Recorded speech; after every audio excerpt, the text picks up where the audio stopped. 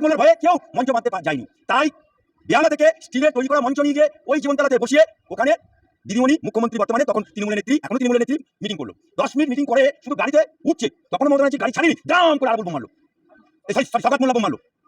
ওয়ান্সটা দুঃখ তালা বাড়ি উড়ে গেল। সেই শওকত মোল্লা যখন 11 সালে সিপিএম চলে গেল, এই শওকত মোল্লা কাতলা মাছের মতো অভিষেক ব্যানার্জির পায়ে ধরে দলে ঢুকে MLA. This channel does not promote any violent, harmful, or illegal activities. All content provided by this channel is meant for an educational purpose only. তৃণমূলের প্রাক্তন নেতা আরাবুল ইসলাম ফুরফুরায় গেছেন এবং দল ছাড়লেন, এই ঘোষণা দিয়েছেন, এ নিয়ে কি বলবেন? দেখুন, আরাবুল তৃণমূলের সৃষ্টি থেকে নেতা। আরাবুল বামফ্রন্টের আমলেও ওই জায়গা থেকে উনি তৃণমূলের বিধায়ক ছিলেন। যখন বামফ্রন্ট সরকার, তখন জীবনতলাতে দক্ষিণ 24 পরগনার প্রেসিডেন্ট তখন আরাবুল এবং এই দক্ষিণ 24 পরগনার অবজারভার ছিল বর্তমানে প্রাক্তন আমাদের যে শিক্ষামন্ত্রী, যিনি জেলে গেছিলেন, সেই পার্থবাবু বললেন দিদি যাবে জীবনতলাতে একটা মিটিং করতে হবে। আরাবুল মিটিং করার জন্য জায়গা ঠিক করলো, কিন্তু ওখানে এই শওকত মোল্লা দোদণ্ড প্রতাপ সিপিএমের নেতা সমস্ত যত डेकोरेटर আছে বলো, जो तृणमूल को डेकोरेटर करेगा, जो डेकोरेटर मंच बांधेगा उसको जान से मार देगा, দোকান খুললে नहीं देगा। এই সিপিএম থেকে বলেছিল। ভয়ে কেউ সিপিএমের আরাবুল ইয়ের ভয়ে, শওকত মোল্লার ভয়ে কেউ মঞ্চ বাঁধতে যায়নি। তাই বেহালা থেকে স্টিলের তৈরি করা মঞ্চ নিয়ে গিয়ে ওই জীবনতলাতে বসিয়ে ওখানে দিদিমণি মুখ্যমন্ত্রী বর্তমানে তখন তৃণমূলের নেত্রী, এখনও তৃণমূলের নেত্রী, মিটিং করলো। 10 মিনিট মিটিং করে শুধু গাড়িতে উঠছে, তখনও মমতা ব্যানার্জি গাড়ি ছাড়িনি, দাম করে আরাবুল বোম মারলো, এই সরি শওকত মোল্লা বোম মারলো। ওয়ান্সটা দুঃখ তালা বাড়ি সমান উড়ে গেল।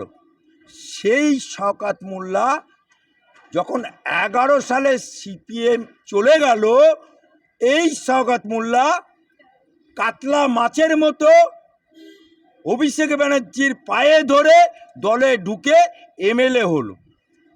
এই শওকত মোল্লা একটা প্রশাসনিক বৈঠকে মমতা ব্যানার্জিকে বলছে, দিদি আমার জীবনতলাতে একটা বাস স্ট্যান্ড চাই।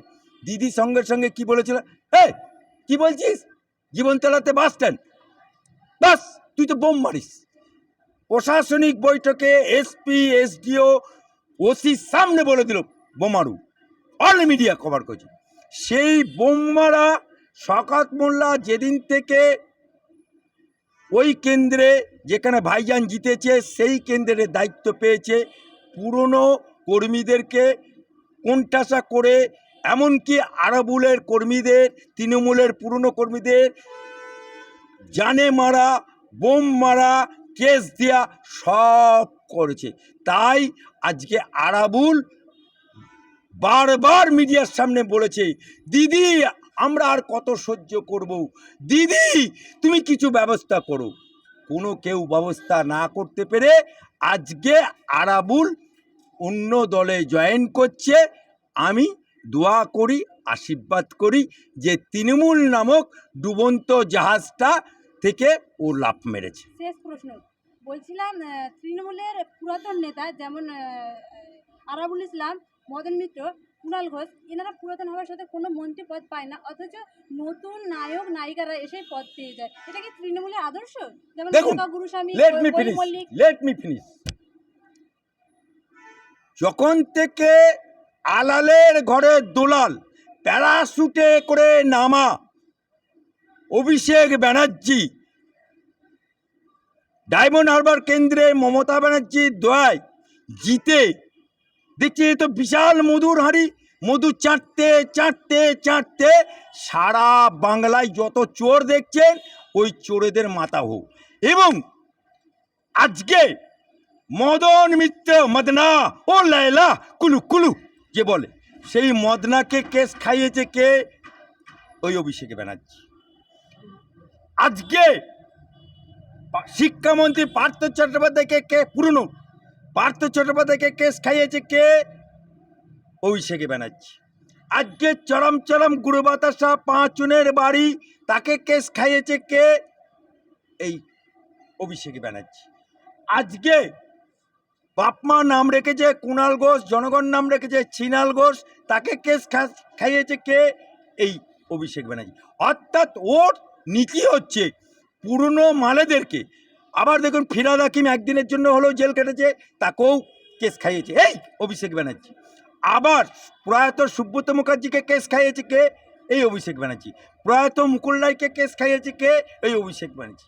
সুতরাং অভিষেক ব্যানার্জির নীতি হচ্ছে পুরনো মাল হাঁটাতে গেলে তাহলে ওদের গায়ে একটা করে কেসের দাগ লাগিয়ে দিতে হবে, দাগ লাগা আলু আর ফ্রেশ আলু, তাই দাগি মাল করে তাদেরকে কোর্টের বাইরে করে দাও, অর্থাৎ তৃণমূলের বাইরে করে দাও।